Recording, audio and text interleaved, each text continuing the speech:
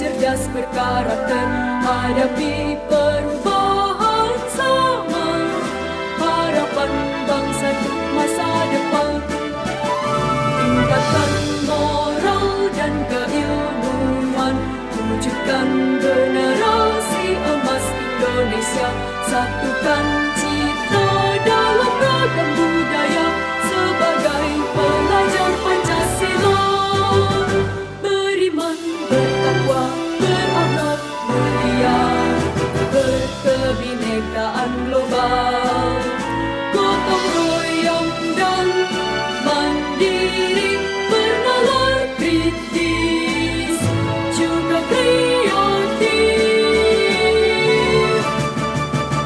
Kembangkan bakat serta potensi, siap torehkan prestasi dengan semangat dan keyakinan, raih masa depan untuk Indonesia.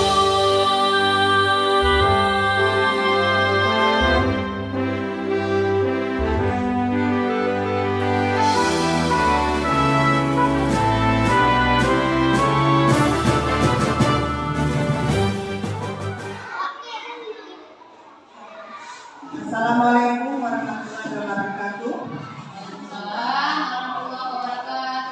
Puji dan syukur kehadirat Allah Subhanahu wa taala yang mana masih diberi kesempatan dan kesehatan sehingga dapat hadir di ruangan yang sangat sederhana ini. Tidak lupa pula salawat dan salam kita sampaikan kehadiran Nabi Muhammad SAW yang telah membawa kita dari alam kebodohan ke alam yang berilmu pengetahuan yang seperti kita rasakan saat ini. Nah, pada hari ini Bapak Ibu, saya mengumpulkan Bapak Ibu di ruangan ini yang bertujuan untuk menyiapkan aksi nyata saya di modul 1.4 yaitu budaya positif. Nah, pada hari ini saya akan memaparkan berbagi pemahaman dan pengalaman mengenai penerapan konsep-konsep inti budaya positif. Nah, ini disusun oleh Nazaria SPD, SPDN 2 Matampuli, Kecamatan Matampuli, Kabupaten Aceh Utara. Bersama Bapak fasilitator saya, yaitu Bapak Edi Sunarto dan Ibu pengajar praktik saya, Ibu Romaini. Nah, di sini konsep-konsep inti modul budaya positif yaitu yang pertama, perubahan paradigma belajar, yang kedua, disiplin positif, yang ketiga, keputusan dasar manusia, keempat, memotivasi perilaku manusia, kelima, posisi kontrol, keenam, keyakinan kelas, dan ketujuh, segitiga restitusi. Nah, di sini ada pertanyaan pemantik setuju atau tidak setuju ya Bapak Ibu. Pertanyaan pemantik setuju atau tidak setuju. Yang pertama, hukuman dapat mendisiplinkan anak. Bagaimana menurut Bapak Ibu, setuju atau tidak? Tidak setuju. Apa alasannya?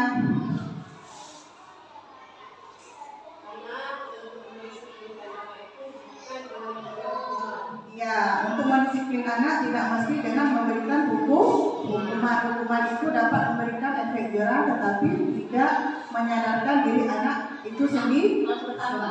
Ya. Yang kedua, pemberi hukuman dengan hal positif seperti membaca atau membersihkan halaman sekolah dapat meningkatkan disiplin anak. Itu bagaimana Bapak Ibu, setuju atau tidak? Dapat mendisiplinkan anak dengan memberi hukuman yang positif. Nah, positif setuju. Ada lagi?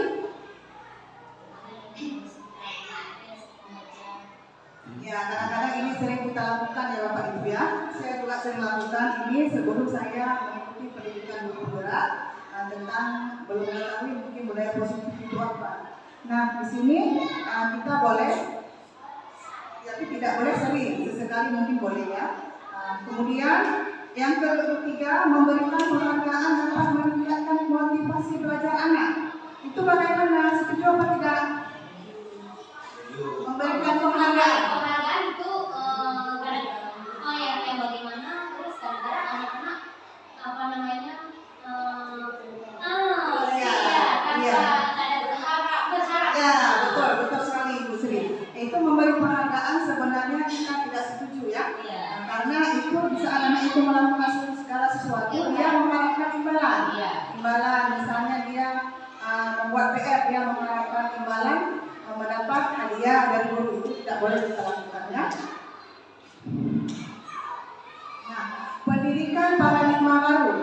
Pendidikan paradigma baru yaitu pembelajaran yang berorientasi pada penguatan kompetensi dan pengembangan karakter yang sesuai dengan nilai-nilai Pancasila. Pembelajaran paradigma baru memastikan praktik pembelajaran yang berpusat pada murid, yang dimana setiap murid belajar sesuai dengan kebutuhan dan tahapan perkembangan untuk mewujudkan profil pelajar Pancasila. Kemudian Bapak Ibu, di sini ada profil pelajar Pancasila. Mungkin sudah sering kita dengar. Yang pertama, beriman bertakwa kepada Tuhan Yang Maha Esa dan berakhlak mulia. Di sini kita mempercayai bahwa kita mempunyai keyakinan masing-masing. Di seluruh Indonesia ini mempunyai 5 keyakinannya. Mungkin salah satunya kita orang belajar menganut agama Islam ya. Yang kedua, berkebinekaan global. Nah, berkebinekaan global di sini maksudnya kita di Indonesia mempunyai beragam suku, adat dan istiadat. Yang ketiga, mandiri. Nah, diharapkan murid ini bisa berdiri di kakinya sendiri ya. Yang keempat, bergotong royong. Kita hidup harus saling tolong-menolong. Pekerjaan yang susah menjadi lebih ringan jika dikerjakan bersama-sama. Yang kelima, bernalar kritis. Di sini anak-anak menemukan pemikirannya sendiri ya. Yang keenam, kreatif.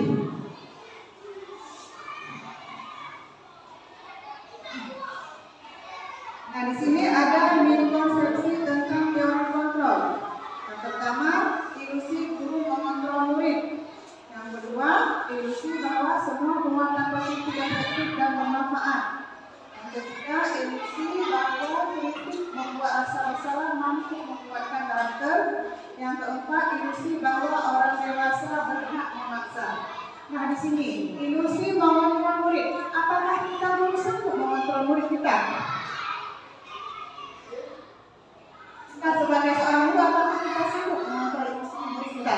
Sebenarnya kalau kita belum sanggup tidak sanggup, itu sudah kewajiban kita, apalagi kita di kelas sebagai guru. Itu sudah tanggung jawab kita di kelas, itu memang sudah mengontrol murid ya, sebatas mampu kita. Iya, mampu kita. Tapi yang mengontrol diri kita sendiri yaitu diri kita. Begitu juga dengan murid, dia mengontrolnya diri sendiri ya. Kita hanya menuntun dia. Kemudian ilustrasi bahwa kritik dan usaha menguatkan karakter. Apakah itu benar? Menguatkan karakter apa tidak Bapak Ibu? Tidak ya. Nah, yang kemudian yang ketiga, ilustrasi bahwa orang dewasa berhak memaksa. Apakah kita boleh memaksa? Tidak boleh. Tidak boleh. Walaupun kita orang dewasa, kita tidak boleh memaksa anak-anak untuk melakukan sesuai dengan keinginan kita ya. Nah, ini mengubah paradigma stimulus respon ke pendekatan teori kontrol. Simulasi respon, pertama realita kebutuhan kita sama. Realitasnya kebutuhan kita berbeda. Kemudian semua orang melihat hal yang sama. Setiap orang memiliki gambaran berbeda. Kemudian stimulus respon selanjutnya, kita mencoba mengubah orang agar berpandangan sama dengan kita. Teori kontrolnya, kita berusaha memahami pandangan orang lain tentang dunia. Kemudian, perilaku buruk dilihat tak sebagai suatu kesalahan. Teori kontrolnya, semua perilaku memiliki tujuan. Kemudian, orang lain bisa mengontrol saya. Teori kontrolnya, hanya Anda yang dapat mengontrol diri Anda. Kemudian, saya bisa mengontrol orang lain. Teori kontrolnya, Anda tidak bisa mengontrol orang lain. Kemudian, pemaksaan ada pada ujung tangga. Teori kontrolnya, kolaborasi dan konsensus menciptakan pilihan-pilihan baru. Dan kemudian, model berpikir manual menang dan menang. Ya, disiplin positif. Dalam budaya kita, makna kata disiplin dimaknai menjadi sesuatu yang dilakukan seseorang kepada orang lain untuk mendapatkan kepatuhan. Sebagai pendidik, tujuan kita adalah menciptakan anak-anak yang memiliki disiplin diri sehingga mereka bisa berperilaku dengan mengacu pada nilai-nilai kebajikan universal dan memiliki motivasi intrinsik atau bukan intrinsik. Nah, di sini Bapak Ibu, disiplin positif merupakan salah satu cara penerapan disiplin yang bertujuan untuk menemukan kesadaran anak untuk melakukan sesuatu tanpa kemudian ancaman maupun hukuman. Nah, disiplin positif di sini maksudnya Ibu, anak-anak melakukan segala sesuatu ikhlas dari hati. Ya, inisiatif sendiri tanpa ada paksaan dari orang lain. Nah, kebutuhan dasar manusia ada 5. Yang pertama, bertahan hidup. Kedua, kasih sayang dan rasa terima. Ketiga, penguasaan. Keempat, kebebasan. Dan kelima, kesenangan. Motivasi perilaku manusia. Motivasi adalah dorongan yang ditimbul pada diri seseorang secara sadar atau tidak sadar untuk melakukan suatu tindakan dengan tujuan tertentu. Ini motivasi perilaku manusia. 2 jenis perilaku manusia, yaitu yang pertama, motivasi intrinsik adalah motivasi yang berasal dari luar. Yang pertama, murid melakukan disiplin diri dikarenakan takut dihukum atau menghindar dari hukuman. Yang kedua, murid melakukan disiplin diri dikarenakan ingin mendapatkan imbalan berupa hadiah atau pujian dari orang lain. Itu motivasi intrinsik, motivasi dari luar, bukan di dalam diri siswa itu sendiri. Nah, selanjutnya Bapak Ibu, motivasi intrinsik. Motivasi ini yang berasal dalam diri. Yang pertama, menghargai nilai-nilai kebajikan diri. Murid melakukan disiplin diri dikarenakan sadar akan nilai kebajikan dalam dirinya. Ini motivasi intrinsik, motivasi yang berasal dari dalam diri siswa tersebut. Misalnya, siswa tersebut pergi ke sekolah dia pagi-pagi, disiplin waktu. Dia di sini motivasinya dalam diri sendiri, bukan takut karena terlambat dihukum oleh guru, tetapi siswa tersebut dia merasa bermanfaat di saat mereka bangun pagi ke sekolah menghirup udara segar, itu bermanfaat bagi dirinya sendiri. Kemudian konsep disiplin dengan intensitas kadar. Pertama, hukuman. Hukuman yang satu menyakitkan. Yang kedua, tidak nyaman. Yang ketiga, memaksa. Yang keempat, murid jadi takut. Yang kelima, murid menyembunyikan kesalahan. Yang keenam, murid menjadi rendah diri. Kalau penghargaan tidak efektif. 2, merusak hubungan sifat iri. Yang ketiga, mematikan kreativitas. Yang keempat, menghukum dengan sistematik. Yang kelima, merampas hak banyak dari dirinya. Konsep disiplin dengan identitas sukses.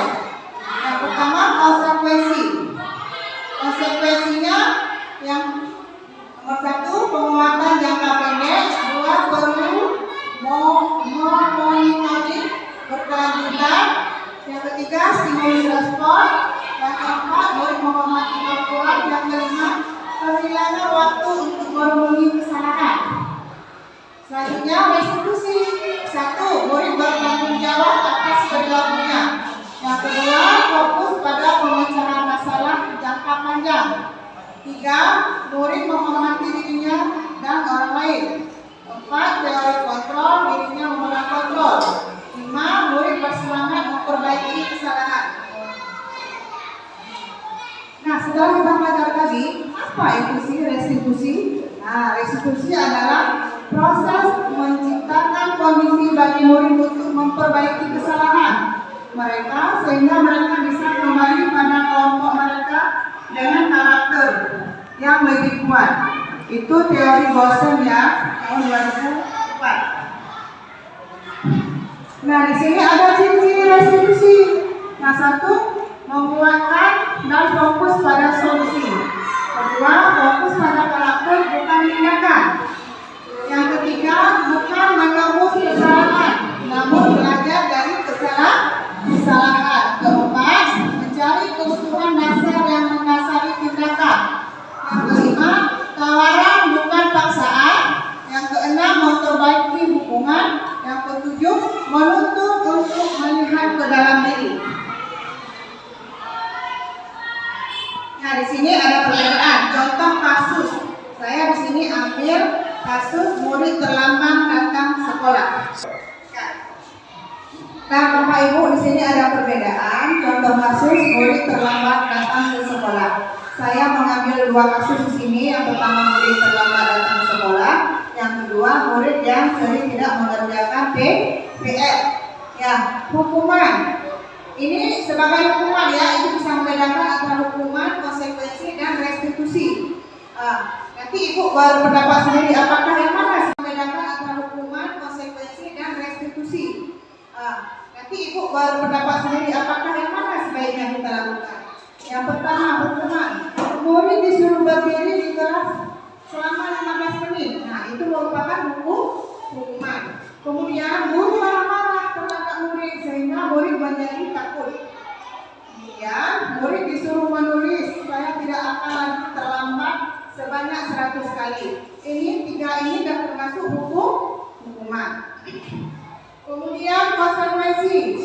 Guru memberikan konsekuensi untuk tetap berada di kelas selama jam istirahat berlangsung. Kemudian guru tegas dan siswa menghormati peraturan. Nah, di sini konsekuensi ini berbeda dengan hukuman Bapak Ibu. Konsekuensi ini mungkin kesepakatan yang telah kita lakukan bersama antara guru dan siswa. Jangan membuatkan apa? Ada yang tahu? Keyakinan? Ya, keyakinan kelas. Kemudian restitusi. Guru menanyakan elemen kelas dan dirinya. Kemudian guru membantu siswa menyelesaikan masalahnya. Guru terbuka dan siswa menghormati dirinya dan orang lain. Nah, di sini guru menanyakan keyakinan kelas kepada siswa yang telah disepakati sebelumnya. Apakah sudah dilaksanakan atau belum ya? Berarti Ibu, kita selama ini kalau kita sudah melakukan mungkin terhadap siswa kita hukuman, berarti sementara ini kita jangan lagi ya untuk peserta kita memberi hukuman atau sanksi ya, sanksi kalau berat. Di sini kan ada tiga, Ibu Bapak, ada hukuman, konsekuensi, restitusi. Yang paling bagus kita lakukan yaitu restitusi ya. Kalau hukuman bisa menemukan sendiri. Ya, anak-anak bisa menemukan sendiri apa kesalahannya. Kalau hukuman sebaiknya dihindarkan, kalau konsekuensi mungkin bisa sekali-kali Pak ya, karena kita sudah melakukan keyakinan kelas. Nah, 5 posisi kontrol guru. Nah, di sini ada yang pertama sebagai penghukum, yang kedua membuat rasa bersalah, yang ketiga sebagai teman, yang keempat sebagai pemantau, dan yang kelima sebagai manajer. Nah, di sini di antara kelima ini, menurut Bapak Ibu, posisi mana yang sebaiknya kita lakukan di sekolah? Iya, posisi manajer. Sesekali boleh posisi pemantau. Tetapi sebaiknya Ibu Bapak jangan melakukan posisi penghukum, membuat rasa bersalah dan membuat menjadi teman. Siswa itu dia harus di posisi pemantau kita ataupun manajer. Kalau kita lihat sekilas Bu, membuat rasa bersalah itu berarti anak-anak motivasinya itu cuma 3 poin ya? Ya, kita nggak boleh membuat rasa bersalah. Misalnya dia melakukan kesalahan, kita tidak boleh langsung menggunakan mereka melakukan saja. Kenapa kamu demikian? Nah, itu tidak boleh. Tapi kita menanyakan dengan jadi kita harus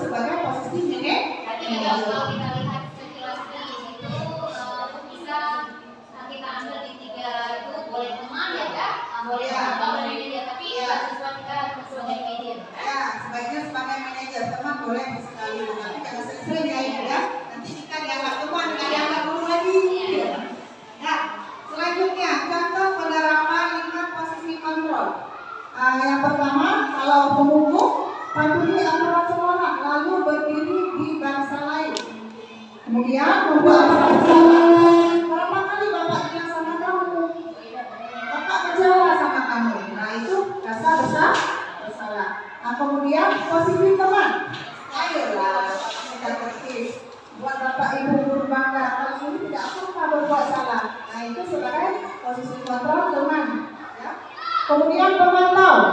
Kamu sudah melanggar apa peraturan sekolah kita dan apa konsekuensinya? Itu pemantau. Yang terakhir, posisi manajer. Apakah kamu tahu kesalahan kamu? Kira-kira bagaimana cara kamu memperbaiki kesalahan kamu ini? Ya, menurut Bapak Ibu, dari contoh-contoh ini, kata-kata yang paling bagus yang mana? Iya, yang manajer. Kita sebagai guru harus posisi kita sebagai manajer menanyakan lemah lembut kepada siswa. Walaupun dia melakukan kesalahan, kita tetap harus sebagai seorang guru kita menuntut dia terus, ya. Nah, ini keyakinan kelas. Kenapa keyakinan kelas? Kenapa tidak peraturan kelas atau yang kelas? Ya, ini mengapa kita peraturan kelas atau yang kelas? Ya, ini mengapa kita memiliki aturan memakai helm pada saat naik kendaraan bermotor roda 2? Mengapa kita memiliki aturan memakai helm pada saat naik kendaraan roda 4? Mobil itu merupakan peraturan. Kemudian, bagaimana pemberantasan keyakinan kelas kita? Satu, lebih abstrak dari peraturan. Dua, sedikit saja agar mudah diingat. Tiga, berupa pernyataan universal. Yang keempat, sesuai dengan kondisi kelas agar mudah diterapkan. Yang kelima, dibuat dalam bentuk positif. Yang keenam, semua warga sekolah, warga kelas dilibatkan pada saat pembuatan. Nah, Bapak Ibu, di sini kita di kelas masing-masing harus membuat keyakinan kelas. Kalau dulu mungkin kita sebelum belajar di guru penggerak, kita sudah lakukan di kelas yaitu tata tertib kelas. Nah, sekarang berubah namanya menjadi keyakinan kelas. Mungkin kalau tata tertib dulu kita guru membuat sendiri. Kalau sekarang keyakinan kelas kita membuat kesepakatan antara guru dan siswa. Terus kata-katanya lebih positif ya. Ya, kata-katanya lebih positif setelah siswa menulis dan menyimpulkan apa yang menjadi keyakinan kelas untuk kelas kita. Nah, di sini Bapak Ibu ada segitiga restitusi. Yang pertama menstabilkan identitas, kemudian validasi tindakan yang salah, kemudian menanyakan keyakinan. Suatu proses dialog yang dijalankan oleh guru agar dapat menghasilkan murid yang mandiri dan bertanggung jawab. Nah, di sini ada menstabilkan identitas. Berdasarkan prinsip membuat kesalahan adalah bagian dari proses pembelajaran, yaitu berbuat salah itu wajar. Yang kedua, tidak ada manusia yang sempurna. Kemudian ibu bapak juga pernah melakukan itu. Dan kemudian ibu bapak tidak mau mencari siapa yang salah, tapi ibu bapak itu mencari solusi dari permasalahan ini. Yang keempat, kamu berhak merasa itu. Kemudian validasi tindakan salah. Berdasarkan prinsip setiap perilaku berupaya memenuhi suatu kebutuhan tertentu. Kamu pasti punya alasan mengapa melakukan hal itu. Kemudian, padahal kamu bisa melakukan yang lebih buruk dari ini. Kemudian, kamu patut bangga karena telah melindungi sesuatu yang penting buatmu. Kamu melakukan karena mempertahankan sesuatu yang penting bagimu. Kemudian, menanyakan keyakinan berdasarkan prinsip teori kontrol bahwa pada dasarnya kita termotivasi secara intrinsik. Yang pertama, apa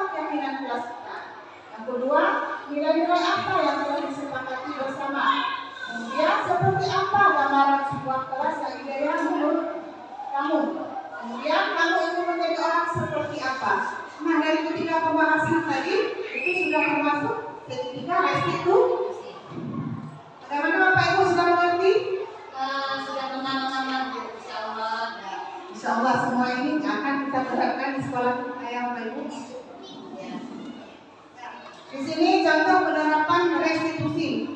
Saya memanggil siswa kelas saya yang sering datang ke sekolah terlambat.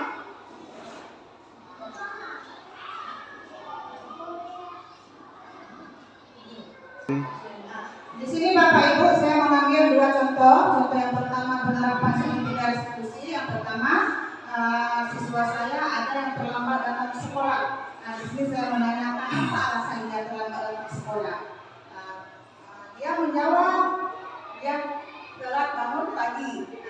Telat bangun pagi, maka saya menanyakan lagi kenapa terlambat bangun pagi? Alasannya karena malam telat tidur, bergadang. Apa alasannya bergadang? Sibuk main HP. Nah, di sini saya memberikan penjelasan bahwa kita sebagai seorang siswa tidak boleh bergadang dan terlalu sering main HP, menyebabkan kita bangun pagi terlambat. Terlambat bangun pagi apa yang kita lakukan? Tinggal sholat, tinggal ke sekolah juga terlambat. Nah, ini contoh pertama.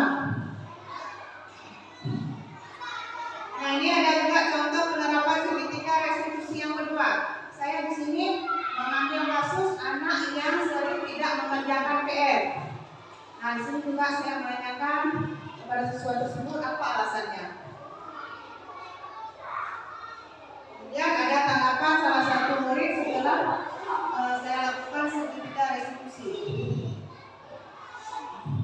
Nah, tujuan mulia dari penerapan disiplin positif adalah agar terbentuk murid-murid yang berkarakter, berdisiplin, santun, jujur, peduli, bertanggung jawab, dan merupakan pembelajar sepanjang hayat sesuai dengan standar kompetensi lulusan yang diharapkan. Nah, Bapak Ibu, demikianlah yang dapat saya sampaikan dari pemaparan saya hari ini. Semoga bermanfaat bagi kita semua tentang apa itu budaya positif. Setelah mungkin Bapak Ibu sudah menerima pemaparan saya tadi, bisa Bapak Ibu terapkan di dalam kelas di sekolah kita supaya sekolah kita menjadi sekolah yang lebih baik. Demikianlah Bapak Ibu dapat sampaikan. Wassalamualaikum warahmatullahi wabarakatuh. Silakan Anas, silakan duduk. Nah, Anas tahu nggak kesalahan Anas hari ini apa? Kenapa dipanggil ke kantor? Tidak tahu. Nah, Anas selama beberapa hari ini Ibu lihat Anas sering datang terlambat ke sekolah. Kenapa Anas sering datang terlambat ke sekolah? Alasan Anas kenapa? Tidak bangun tidur pagi, telat. Nah, kenapa Anas telat bangun tidur? Oh, tidurnya kemalaman. Kenapa Anas tidur kemalaman? Alasannya kenapa? Main HP ya?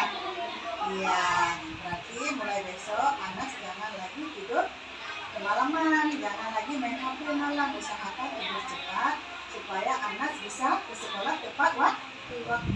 Jika di sekolah ada tata tertib ya. Nah, di kelas ada, di sekolah ada. Salah satunya yaitu disiplin. Disiplin apa? Disiplin waktu. Datang sekolah tepat waktu. Di sini Ibu tidak akan memberikan dukungan kepada Anas, tetapi Ibu mengajak Anas untuk kedepannya lebih baik lagi. Anas jangan lagi datang ke sekolah terlambat. Bisa mengerti Anas? Bisa diusahakan? Ya, usahakan bangun pagi yang cepat. Setelah bangun salat subuh, mandi langsung ke sekolah. Bisa dikerjakan kira-kira mulai besok? Ya, bagus. Terus dulu. Ya, sekarang masuk ke lokal kembali ya.